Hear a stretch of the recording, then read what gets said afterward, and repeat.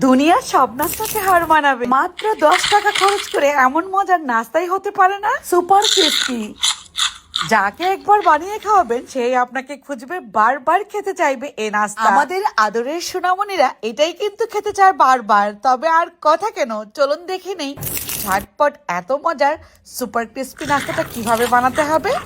এত অল্প খরচে অল্প সময়ে বানানো যায়। এর জন্য বেশি কিছু লাগবে না, 2টা আলু নিয়ে নিলাম। আলুগুলোর খোসা ছাড়িয়ে নেব। খোসা ছাড়ানোর পর এই গ্রেটার দিয়ে কিন্তু আমি আলুগুলো লম্বা লম্বা কুচি করে নেব। এই গ্রেটার দিয়েই এই কাজটা করা যাবে। এই তো একদম ভাজির মতো করে নিয়েছি। চাইলে কিন্তু আপনারা নাইফের সাহায্যে বা বটি দা দিয়েও এই কাজটা করে নিতে পারেন।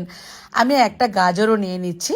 আপনারা চাইলে কিন্তু এই জায়গায় আরো অন্য কোনো সবজিও অ্যাড করতে পারেন, কোনো রকম সমস্যা নেই। দেখবেন যে এই নাস্তাগুলো প্রত্যেকটা ঘরে ঘরেই বাচ্চারা খেতে ভীষণ পছন্দ করে।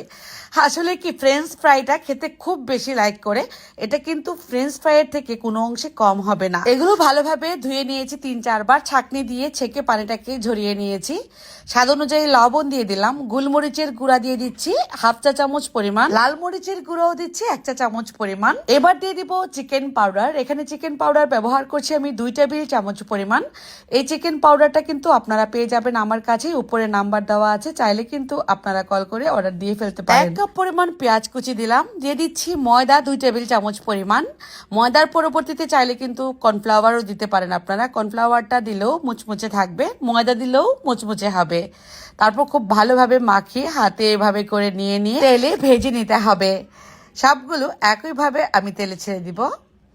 মিডিয়াম হিটে এগুলোকে ভাজতে হবে। একটু সময় নিয়ে ভাজলে অনেক বেশি ক্রিস্পি হবে।